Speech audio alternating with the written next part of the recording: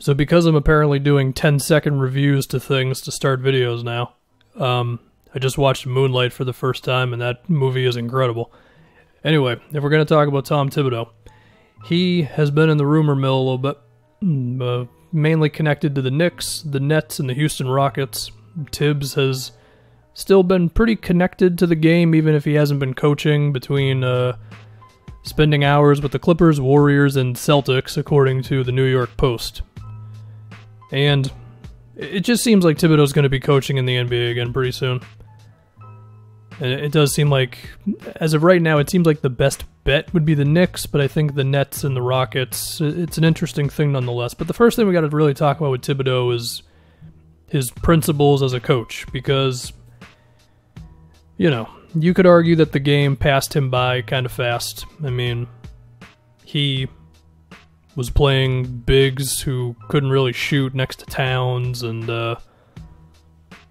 of course the playing guys an insane amount of minutes, and just kind of being a little stuck in 2010 with some of his lineups and his strategies and three-point attempts and whatever else. I mean, there were stretches when he was coaching the Wolves where Towns just didn't get enough shots, and it kind of reeked of Thibodeau just not understanding how to really get Towns going, or he just didn't realize how good Towns was. Regardless of which one, it's not good. I mean, you got to know what you have, and you got to know how to use it. And was that because Towns is more of a modern center in the sense of he can go off the dribble, he can shoot from outside. Sure, he can post up, but if that's all you're going to have him do, then you are hindering a lot of his abilities. And it just seemed like Tibbs didn't really know how to use them. Now, at the same time, they had success when they traded for Jimmy, and we would expect Thibodeau to bring it defensively regardless of anything else. I mean, I think you could give Tibbs a team that was 30th in defense one year, and you could make minimal changes to the roster, and assuming everybody is at least of normal NBA height, and you just plop Tibbs in there, they could probably get to like 12th in defense. And if we start looking at the one team that seems to be the most rumored for Tibbs, it's New York, and I would love to see what Thibodeau could do with Mitchell Robinson. Another thing that would frighten me, though, is I feel like Tibbs would play Julius Randle and Mitchell Robinson together, or he would play Taj Gibson and Julius Randle together, or whatever. He would just do the two big man thing, because that's just what we've seen Tibbs do. I mean, would he be okay with one big guy, couple wings, one guard or two guards or whatever, you know, just the things that you got to think a little bit more about if you're going to be coaching right now, where teams are, of course, prioritizing shooting and athleticism and perimeter play and all that stuff. And I just don't know if Tibbs is going to be willing to do that. The other thing is, we just saw RJ Barrett go through stretches of playing a lot of minutes. And would Tibbs not do the same thing? He potentially could. I mean, there's still arguments to be made about minutes played for guys and their age, and it's a whole thing that I'm not going to dive into because I don't have all the answers. But I think we would all agree at a certain point it becomes too much, and Tibbs has had moments of just playing guys too damn much, you know. Other things he did, I mean, we're going back to the Bulls days now, he would play like Gasol and Noah together, or he would have Gibson in there, and it was always just awkward, and like he never even thought of the idea of going with just one big, and we've seen how that can work out for teams and stuff. So he would just need to be willing to adjust to some of the stuff in today's NBA.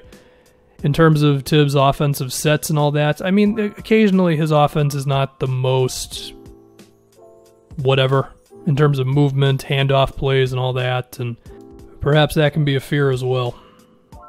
But anyway, if we talk a little bit more about the teams linked to Thibodeau, another one is Houston, and this one will be pretty wild. I mean, there is a chance that Mike D'Antoni's not going to be the coach. We'd have to see if we're going to get a playoffs, and if the Rockets are successful, not successful, whatever that means, if D'Antoni would be back. But if you put Thibodeau in there, that would be a complete 180. I would be really surprised if Thibodeau was content with not playing with a center, you know?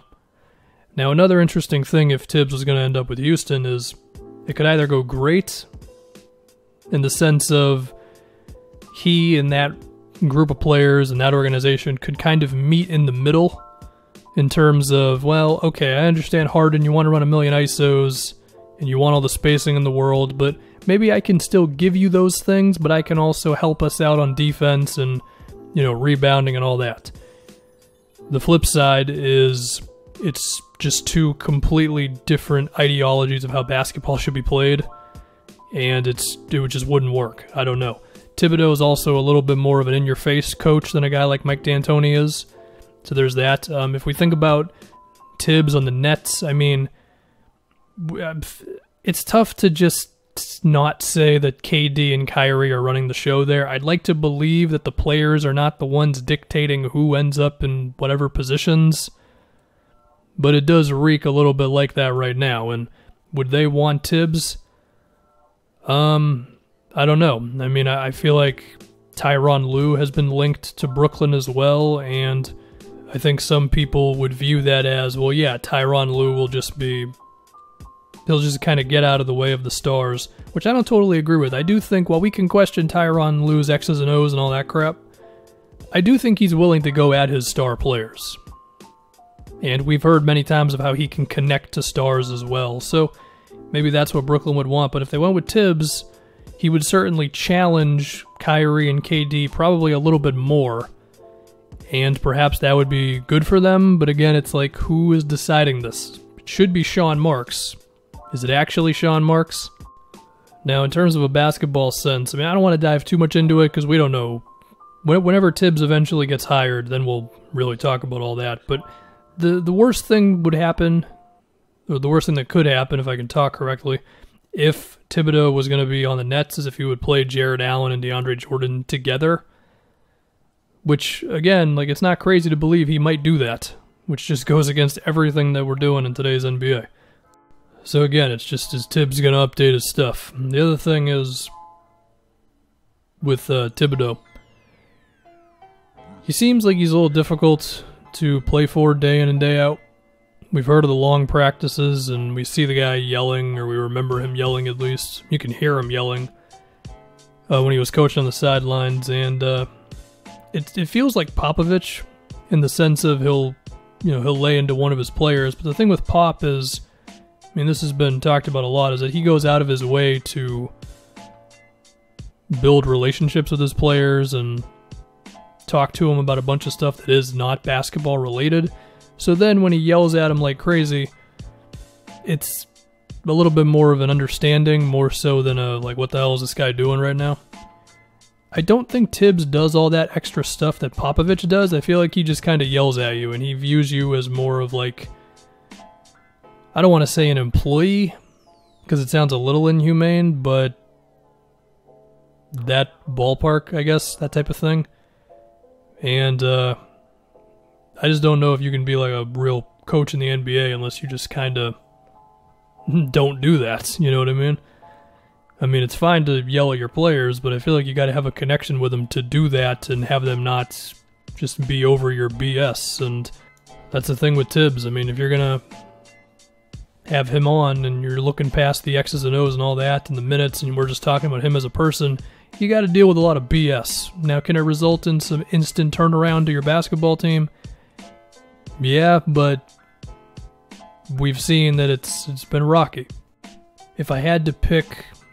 So say if Thibodeau is definitely coming back into the NBA, and it would have to be for the Knicks, Nets, or Rockets. Among those three, I think... I mean, for the sake of entertainment, I would want to see him on the Rockets, because I don't know what the hell would happen there. But in terms of thinking about, okay, which team would he benefit the most, I feel like it would be the Knicks. Because maybe you just need a drill sergeant for young players. Again, this is if I'm forced to put Thibodeau back on a team. I mean, if it was really up to me, Kenny Atkinson is the best coach for the Knicks. But in this world, if Thibodeau's got to be in there, I think that's the team.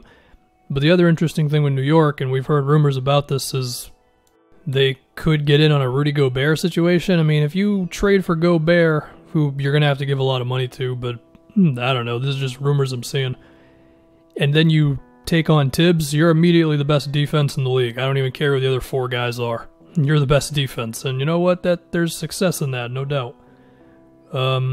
Now, again, I think if you just give Tibbs Mitchell Robinson, maybe that's effectively your Gobert for much less money. And there's also rumors about them trading for Chris Paul, and I don't know. I mean, with the Knicks and their off seasons, it's always something, and we've seen it never really take off like that. But yeah, if I had to predict, again, it's tough until we really see Thibodeau on a team. But in this very moment, if I had to predict whether Thibodeau would be a lot better, I think he would definitely update some of his stuff, but I feel like at the end of the day, you are who you are. And I would just be shocked if Thibodeau was on a team for longer than like 3 years and it went really well in that third season. Unless the team was insanely talented, and in that sense, if you got a healthy Kevin Durant and a healthy Kyrie Irving, well, you are kind of insanely talented. So, yeah.